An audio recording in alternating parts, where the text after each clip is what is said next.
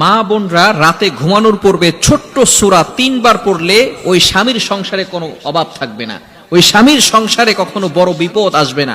আল্লাহ পাক রব্বুল আলামিন অভাব দূর করে দিবেন। আল্লাহ পাক রব্বুল আলামিন ওই সংসার থেকে বিপদ বালা মুসিবত, প্রটেক্ট ফ্রম অল অ্যাক্সিডেন্ট, সকল বিপদ আপদ থেকে, দুর্ঘটনা অ্যাক্সিডেন্ট থেকে আল্লাহ তাআলা হেফাজত করবেন। এই সূরাটি হচ্ছে সূরাতুল ইখলাস। কিভাবে পড়বেন বলছি। সূরাতুল ইখলাস এতটা ফজিলতপূর্ণ, আল্লাহ পাক রব্বুল আলামিনের পরিচয় এখানে রয়েছে। রাতে ঘুমানোর আগে আমরা সূরা ইখলাস 3 বার পড়ব। কতবার?